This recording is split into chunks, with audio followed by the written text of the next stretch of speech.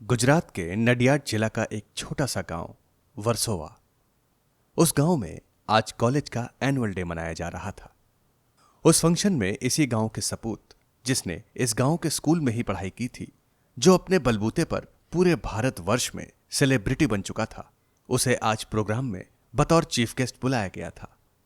वो खुद ही मनोमन बेहद खुश था। वो आज जिस मकाम पर था, उसकी नींव इसी गांव के स्कूल में रखी गई थी। स्टेज पर सबके बीच अपने परिवार के साथ वो सेलिब्रिटी अपने होठों पर प्यारी सी मुस्कान लिए बैठा था। उनके साथ उनका प्यारा सा बेटा युग और उनकी धर्मपत्नी सोनल मैडम भी वहां पर थे और उनके मानस पटल पर अपने स्कूली दिनों की यादें चल रही थी। तभी अचानक अनाउंसर ने अनाउंस करते हुए बोला, छोटी सी उम्र में हमारे गांव का नाम रोशन करने वाले, कर्जदार से करोड़पति बनकर कई लोगों की जिंदगी बदलने वाले, हमारे गांव के ही नहीं युवाओं के रोल मॉडल, होनहार और चहेते बेटे अल्पेश जी का उनके परिवार के साथ हम स्वागत करते हैं। क्यों होंगे वो मोहताज अपनी पहचान बताने में, जिसने खुद बनाई हो अपनी पहचान पूरी दुनिया में। Welcome mister Alpesh Gajjar. इतना सुनते ही वहां बैठे लोग जबरदस्त तालियां बजाने लगे और जोरदार सीटियां भी बजने लगी। अल्पेश जी के परिवार के सारे लोग भी वहां पर थे। उनकी छाती गज गज फूल रही थी। वहां बैठे गांव के लोग तो थे ही, मगर बाजू वाले गांव से भी कई लोग आए थे और अपने बेटों को भी साथ लाए थे।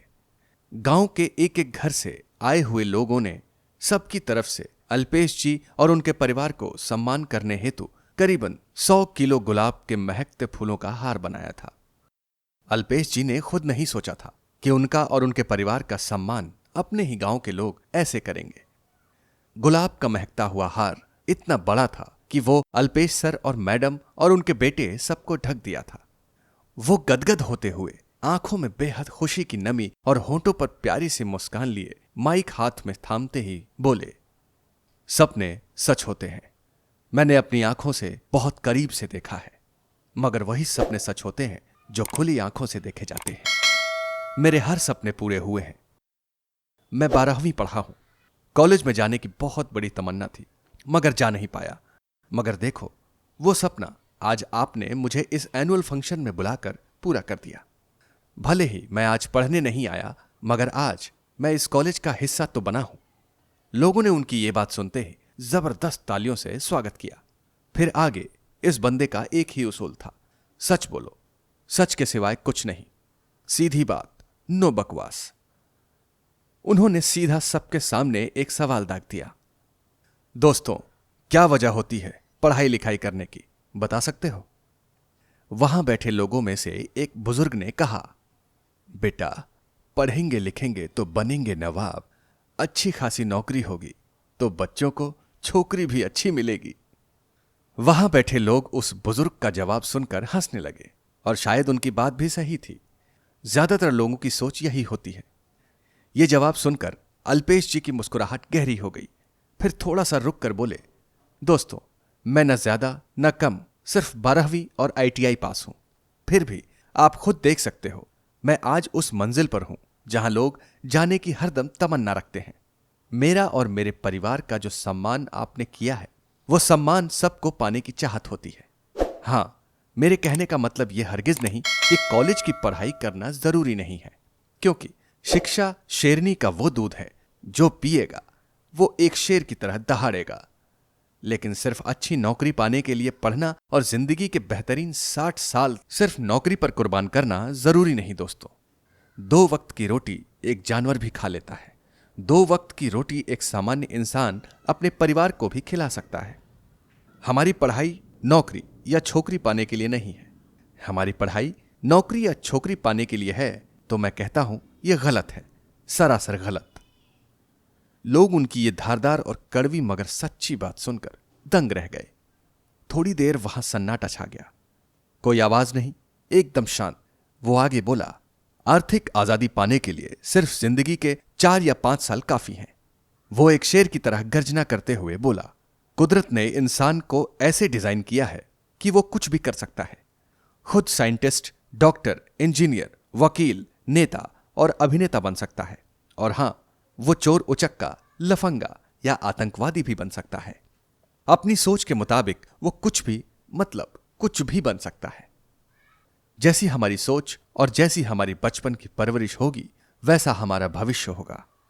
आज का युवा कुछ नया करने से हमेशा डरा हुआ होता है। क्यों डरा हुआ है? क्योंकि हमें बचपन से यही सिखाया गया है कि जब बच्चा जिद करता है तो हम कहते हैं, चुप हो जा, पुलिस आ जाएगी। हिम्मत करके जब कोई बच्चा पेड़ पर चढ़ने की कोशिश करता है तो फौरन उसके मां बाप कहेंगे, नहीं नहीं बेटा, अभी तुम छोटे हो, गिर जाओगे, पैर टूट जाएगा। इस सच्चाई को सुनकर वहां बैठे सभी लोग आश्चर्यचकित हो गए। बिल्कुल छोटी सी बात थी, मगर सोने जैसी खरी महत्वपूर्ण बात थी। फिर वो गरजा, जब किसी बच्चे के छोटे से दिमाग में आप जाने अनजाने में नेगेटिविटी भर दोगे तो वो कैसे पावर ऑफ पॉजिटिविटी का महत्व समझेगा। एक क्षण के लिए वो रुका। मेरे बेटे युग ने अभी थोड़े दिन पहले घर में खेलते हुए बड़ी कीमती दीवार घड़ी तोड़ डाली। जब मैं घर पर आया तब मैडम ने हमारे लाडले बेटे की फरियाद कर दी, देखो तुम्हारे लाडले ने आज बहुत बड़ा पराक्रम किया है। जिज्ञासावश मैंने सहजता से पूछा और बेटे युग की तरफ देखा। वो डर सा गया। मैंने मैडम से पूछा, हमारे लाडले ने कौन सा पराक्रम कर दिया है, हमें पता तो चले। मैडम ने बोला, पूछो तो सही अपने लाडले से। मैंने युग को अपनी गोद में लिया और प्यार से कहा, बेटा पापा तो हमेशा पराक्रम ही करते रहते हैं, मगर हमारे लाडले ने कौन सा पराक्रम कर दिया है, चलो बताओ भाई। मैंने प्यार से धीरे से पूछा, मगर मैंने जैसे ही पूछा वो डर के मारे कुछ नहीं बोला। शायद उसे सच बोलने का डर लग रहा था। मैंने फिर से अपने बेटे को कहा, देखो बेटे, सच बोलने से डरना नहीं है। सच बोलोगे तो पापा खुश हो जाएंगे, नहीं बोलोगे तो पापा नाराज हो जाएंगे। पापा झूठ बोलने वालों से नफरत करते हैं और झूठ बोलने वाले पापा को कतई पसंद नहीं है। फिर मेरे बेटे ने मन ही मन हिम्मत जुटाई और धीरे से बोला, पापा खेलते हुए मुझसे घड़ी टूट गई है। यह सुनकर मैंने उसकी हिम्मत को बढ़ाते हुए बोला, ओहो इतनी सी बात, चलो हम आज ही नई घड़ी ले आएंगे। उसके सच बोलने की खुशी में मैंने उसे समझाया, देखो बेटा, गलती अगर हुई है तो उसे स्वीकार करना बहादुरी का काम होता है। डरो मत, सच बोलने से डर गए तो फिर तुम्हें झूठ बोलने की आदत पड़ जाएगी। वो मन ही मन समझ चुका था, कुछ भी हो जाए झूठ कभी नहीं बोलेगा। फिर उसके बाद शायद 2 दिन के बाद बिजनेस टूर से मैं जब घर पर आया, मेरा बेटा दौड़ कर आया और मुझसे लिपट गया। वो बोला, पापा पापा मुझसे आज ग्लास पॉट टूट गया। मैं चमका। वो ग्लास पॉट बेशकीमती था। मुझे उसे डांटने का बहुत मन हुआ, मगर एक क्षण रुका, फिर बोला, कैसे टूटा? वो बेझिझक बोला, खेलते खेलते टूट गया। वो मासूमियत से बोला था, सच थी उसकी बात। फिर भी मुझे अच्छी नहीं लगी, मगर वो तो सच बोलने का गर्व महसूस कर रहा था। उसकी मासूमियत भरे बेझिझक बिना डर के जवाब सुनकर मुझे खुशी तो हुई, मगर उसे एक और जिंदगी का पाठ सिखाना जरूरी समझा। मैंने बोला, देखो बेटा, सच बोलना जरूरी है जब हमसे गलती हो, मगर जब हम बार बार गलती करते हैं तो उसका हमें गर्व या खुशी नहीं मनानी चाहिए। वो कुछ समझा नहीं, असमंजस स्थिति में आ गया।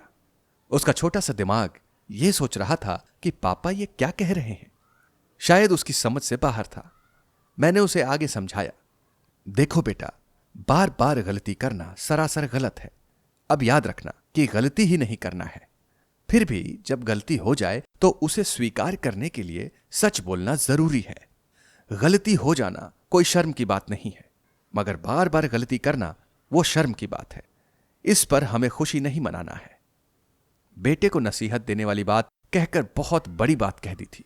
इसी बात पर खुश होकर वहां बैठे छोटे और बड़े बुजुर्ग और कॉलेज प्रोफेसर सभी ने जोरदार तालियां बजाई। उसके बाद अल्पेश गज्जर साहब ने लोगों से कहा, अगर किसी को मुझसे कुछ पूछना है तो सवाल कर सकते हो। वहां बैठा एक उनका हम उम्र युवान खड़ा हुआ, भैया, हमने सुना था कि आप पर एक समय करोड़ों का कर्ज था और 1 साल में करोड़ों का कर्ज चुकता कर दिया, वो कैसे किया? वो आश्चर्य से पूछ रहा था। यह सवाल सुनते ही वो मुस्कुरा उठा। उसकी मुस्कुराहट और गहरी हो गई। सवाल पूरा होते ही वो बोला, यह सवाल मुझे हर फंक्शन में पूछा जाता है।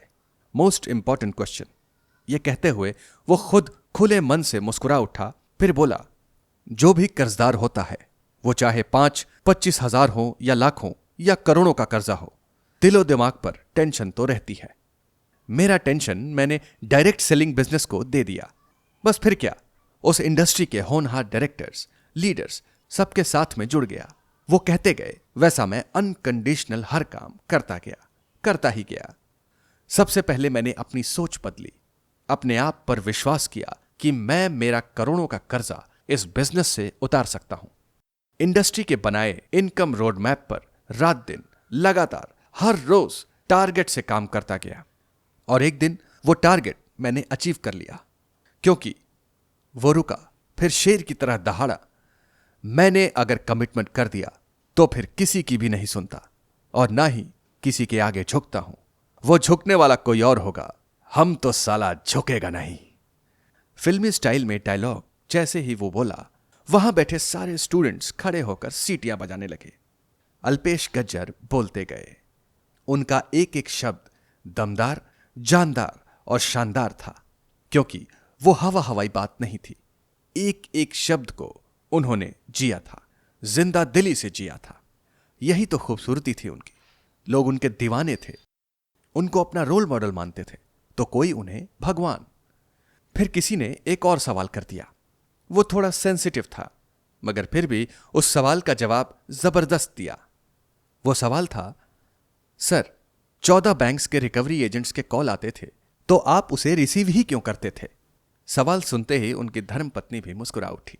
अल्पेश सर ने उनकी धर्मपत्नी के सामने एक नजर की और बोले, मुझे किसी ने पहले भी यही सलाह दी थी दोस्त। अल्पेश, जब ये लोग तुमसे गाली गलौज करते हैं तो तुम मोबाइल को साइलेंट मोड पर क्यों नहीं रखते हो? इतना कहते हुए खुद मजे लेते हुए वो मुस्कुराया। वहां बैठे लगभग सभी जान गए थे कि यह बात किसने कही हो सकती है। कोई भी भारतीय नारी अपने पति को अपनी आंखों के सामने अपमानित होते हुए नहीं देख सकती है। उसका जवाब भी बहुत ही महत्वपूर्ण था, जो लाखों कर्जदारों की जिंदगी संवार सकता है। जानदार और शानदार और दमदार जवाब था। वो बोला, नहीं गरजा, जो डर गया समझो मर गया। अगर मैं उसकी गाली गलौज से डर गया होता तो क्या आज मैं कर्जदार से करोड़पति बन पाता? क्या मैं अपनी खुद की पहचान बना पाता? नहीं, हरगिज नहीं। मेरी जिंदगी में कोई भी परिवर्तन नहीं आता। मैं डर कर भागता फिरता, छुपता भटकता रहता। वो डटकर बोला, लेकिन मैं डरा नहीं। उस नेगेटिविटी को मैंने मेरी ऊर्जा बनाई और आज मैं डायरेक्ट सेलिंग इंडस्ट्री का ग्लोबल रेड डायमंड बन गया हूं। दोस्तों, आज मेरा सालाना पैकेज 2 करोड़ है। वहां बैठे लोग सोचने पर मजबूर हो गए कि इस डायरेक्ट सेलिंग बिजनेस की कितनी बड़ी ताकत है। उसने फिर गर्जना करते हुए बोला, जीवन का लक्ष्य सिर्फ जीना नहीं होता, ऊंची उड़ान भरना है। अगर ऊंची उड़ान भरने हैं तो पिछवाड़े पर आग लगी होगी तो आप रॉकेट की तरह उड़ोगे पूरे गगन में। एक ही बात याद रखना दोस्तों, सिर्फ जरूरत है अपने आप पर विश्वास करने की, सेल्फ कॉन्फिडेंस। जय हो। दोस्तों, मेरे साथ एक बार जोर से बोलिए, जय हो। उसके साथ ही गूंज उठा पूरा वर्सोवा गांव। जय हो, जय हो, जय हो।